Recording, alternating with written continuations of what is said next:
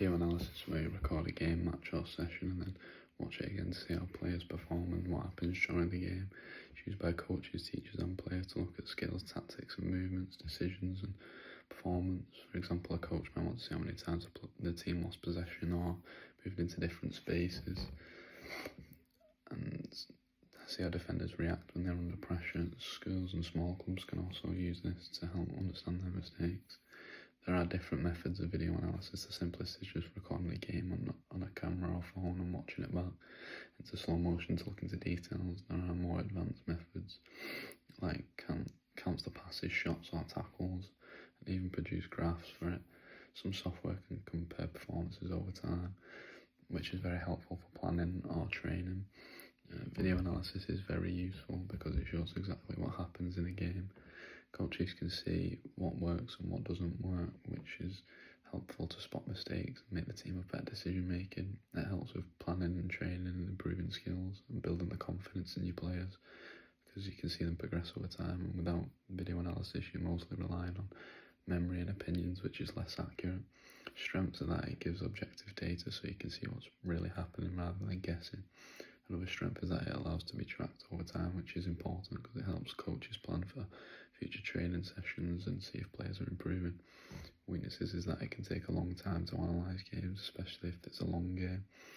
Mistakes can also go wrong in the game if it's a long one, because you can give wrong information out, which is important because coaches might make the wrong decisions.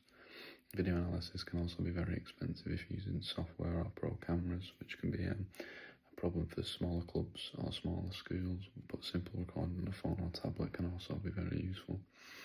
Ease of use depends on the method. Recording with a phone or tablet is easy and cheap, but analysing the footage will be a lot tougher and take time. Software makes analysis faster, but often needs the training to be used properly, and accuracy is usually good if the person analysing it takes the time and is careful, but human errors like missing actions and can reduce accuracy. Technology can also improve accuracy, like automatic tracking systems that can count the actions you do in a game, but mistakes can still happen if the camera glitches. Validity and reliability are important because validity means that the video, what measured, is what you're meant to measure. For example, if you're looking at passing accuracy in that game, the video must show clearly all the passes, and reliability means that if the same game is analysed again, the results would be similar, but a poor quality video or missing actions or mistakes when counting can make the results less valid and reliable. Costs can be very different depending on the method. Using a phone or tablet is cheap. Paper notes are also free, but professional cameras and software and tracking systems can be very expensive, so schools or clubs with small budgets usually use the simple methods, which still gets the job done properly if you're careful.